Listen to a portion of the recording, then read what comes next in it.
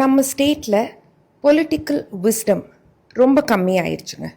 Think about it. அசம்பிளியில் punch dialogue பேசி action பண்ணி டான்ஸ் ஆடுறது ரொம்ப சில்லியாக இருந்தது. நான் ஒரு பாஸ்கெட் பால் பிளேயர். அதுக்காக என்னோட கிளினிக்கில் நான் போய் பாஸ்கெட் பால் விளையாடக்கூடாது. அங்கே நான் ஒரு நியூட்ரிஷனிஸ்ட். எங்கள் லீடர் திரு எம்கே ஸ்டாலின் அவர்கள் அசம்பிளியில் என்றைக்குமே ஒரு டெமோக்ராட்டிக் மெச்சூரிட்டியோடவும் எத்திக்ஸோடவும் தான் பேசியிருக்காரு அப்படிங்கிறத நான் ரொம்ப கலைஞர் கூட அண்மையில முரசொலியில எழுதுகிற போது சொன்னார், பகல்லையும் இரவுலையும் என்னுடைய நினைவு தான் ஜெயலலிதா அவர்கள். எதற்கு கிடைத்தாலும் கலைஞர் தான்.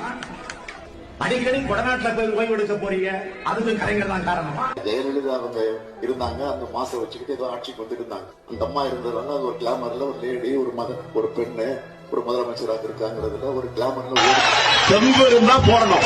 நீ உண்மையிலே ஒரு ஆண்மகனுக்கு பிறந்திருப்பது உண்மை என்று சொன்ன குஜராத்தில் மோடி முதலமைச்சராக பதவியேற்ற நேரத்தில் நீங்கள் சென்று வாழ்த்தினீர்கள். அதேபோல் நீங்கள் முதலமைச்சராக தமிழகத்தில் பதவியேற்ற போது அவரும் வந்து வாழ்த்தினார். ஆக அவளும் நோக்கினாள், அண்ணலும் நோக்கினாள் என்பதை போல அவரும் வந்தார், இவரும் போனார். அதுதானே?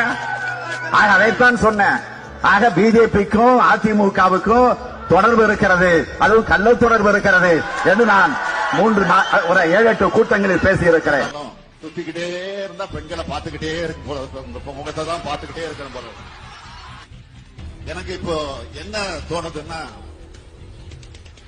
என் மனசுல இப்ப என்ன தோணுதுன்னா, வெளிப்படையா உங்கள்கிட்ட சொல்றேன். நீங்க நம்புவீங்கன்னு நினைக்கிறேன். நிச்சயமா நம்பணும். இப்படியே பேசாம இங்கே நின்னுகிட்டு உங்க முகத்தெல்லாம் பார்த்துக்கிட்டே இருக்கணும் போல ஒரு ஆசை எனக்கு வந்து